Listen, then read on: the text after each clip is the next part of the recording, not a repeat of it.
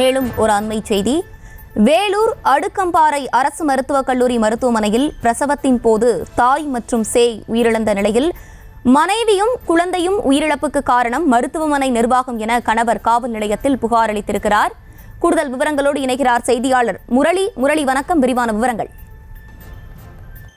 அரசனே, இந்த திருவண்ணாமலை மாவட்டம் ஆரணி அடுத்த இரும்பேடு கிராமத்தைச் சேர்ந்தவர் கோட்டீஸ்வரன். இவர் ஆவடியில பெட்டாலியன் பிரிவில் காவலராக பணியாற்றி வருகிறார். இவரது மனைவி அனிதாவிற்கு பிரசவத்தின் காரணமாக கடந்த 12ஆம் தேதி, அதாவது சென்ற 12ஆம் தேதி பிரசவத்திற்காக வேலூர் அரசு அடுக்கம்பாறை அரசு மருத்துவக் கல்லூரி மருத்துவமனையில் அனுமதிக்கப்பட்டிருக்கிறார்.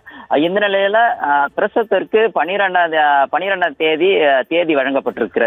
ஆனால் பிரசவம் என்பது அந்த தேதி தள்ளி போன நிலையில நேற்று மாலை திடீரென்று அனிதாவிற்கு வயிற்று வலி ஏற்பட்டிருக்கிறது. அதன் காரணமாக அவர் பிரசவ வார்டில் அனுமதிக்கப்பட்டு அங்கு அவருக்கு பிரசவத்துக்கான சிகிச்சை தொடர்ந்து நடைபெற்று வந்திருக்கிறது.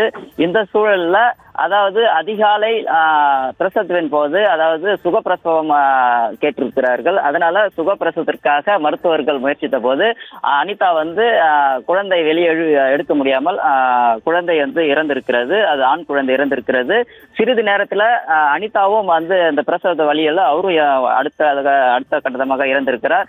இந்த சூழல்ல அவரது கணவர் எனக்கு பிரசவ தேதி கொடுத்தும் தள்ளி போனதுனால அந்த மருத்துவர்கள் அலட்சியமாக செயல்பட்டதால் மனைவியும் குழந்தையும் இறந்திருக்கிறார்கள். இதுக்கு முழுக்க காரணமே மருத்துவமனை நிர்வாகம் தான் என்று அவர்கள் தெரிவித்திருக்கிறார்கள். அதோடு அவர் வேலூர் தாலுகா காவல் நிலையத்தில் மருத்துவமனை நிர்வாகத்தின் மீது ஒரு புகார் கொடுத்திருக்கிறார். விவரங்களுக்கு நன்றி முரளி.